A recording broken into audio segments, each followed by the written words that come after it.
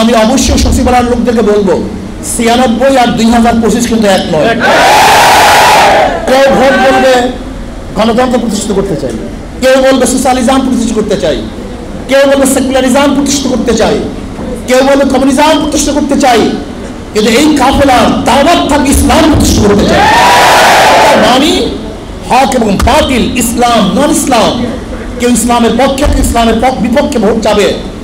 কেউ বলবে আমি আব্রাহাম লিঙ্কনের আদর্শ বাস্তবায়ন করতে চাই, কেউ বলবে কার্ল মার্ক্সের, কেউ বলবে মাউসুদুরের, কেউ বলবে সক্রেটিসের, কেউ বলবে প্লেটোর, কেউ বলবে অ্যারিস্টটলের, কেউ বলবে আমরা লক রুশোর আদর্শ বাস্তবায়ন করতে চাই। কিন্তু এই কাফেলা কি বলবে? আমরা জনাব মুহাম্মদ রাসূলুল্লাহ সাল্লাল্লাহু আলাইহি ওয়াসাল্লাম আদর্শ বাস্তবায়ন করতে চাই। হক এবং বাতিলের লড়াই। ঘুমানো চলবে না, ঘুমানো চলবে না। আজকের থেকে নিজামুল আওকাত করতে হবে। এই সময় ব্যবসা করব, এই সময় সংগঠন করব, এই সময় দাওয়াত দেব, মনে থাকবে তো? আজকে থেকে নিয়াত করতে হবে আমার ওয়ার্ডের মধ্যে ইসলামের পক্ষে যতগুলি ভোট আছে সমস্ত ভোটকে কালেকশন করতে হবে, এক বাক্সে এক জায়গায় নিয়ে আসতে হবে। এর জন্য হাতে ধরবো, পায়ে ধরবো, যা ইচ্ছা তাই করবো, কিন্তু ভোট কালেকশন করা চাই। আমার দিমাগের মধ্যে, আমার চেষ্টার মধ্যে, আমার সাধনার মধ্যে শুধু ভোট আর ভোট। ইসলামের পক্ষে কত সমর্থক আছে, কত ভোট আছে, সেই ভোটটাকে ক্যারি করতে হবে। এর জন্য সময়কে বন্টন করেন, সময়কে বন্টন করেন, সময়কে ব্যয় করেন আমার জান এবং মাল দিয়ে ইসলামের পক্ষে, ইসলামের পক্ষে ভোট আনতে, ইসলামকে শক্তিশালী করতে হবে। রাজি আছেন ইনশাআল্লাহ? এতাত করবেন। আনুগত্য ছাড়া কিছুই হয় না, আনুগত্য ছাড়া নামাজ হয় না। যেরকম আমরা ইমামের আনুগত্য করি। All time Roma. Taste it, love it.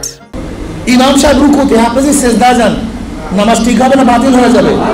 কি না থাকার কারণে? জোরে বলেন। আপনি সেজদা দিয়েছিলেন, ভালো একটা কাজ করেছিলেন, আপনি তো ফরজ আদায় করেছিলেন, কিন্তু নামাজ হবে না কেন? আনুগত্য ঠিক হয়নি।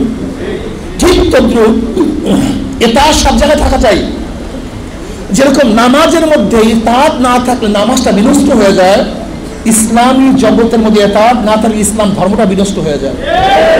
নবী আলাইহিস সালাত এই ইতাআতের ব্যাপারে সবচেয়ে মারাত্মক কথা বলেছেন, তোমরা ইতাআত করো ওয়ালা আবদান কাফশিয়া, যদিও সে ব্যক্তি একজন হাবশী গোলাম হয়, তারপর তার ইতাআত করো, তার অনুসরণ করো।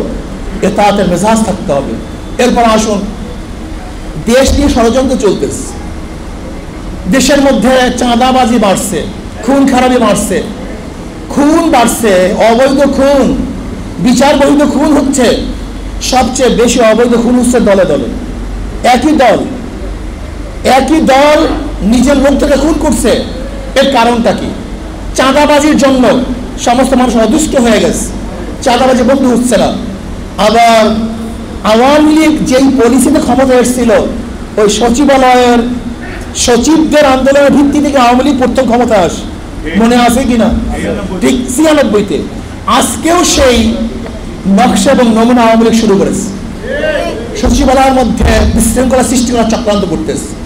আমি অবশ্যই সচিবালয়ের লোকদেরকে বলবো 96 আর 2025 কিন্তু এক নয়। এটা 2025, এটা 96 সন নয়।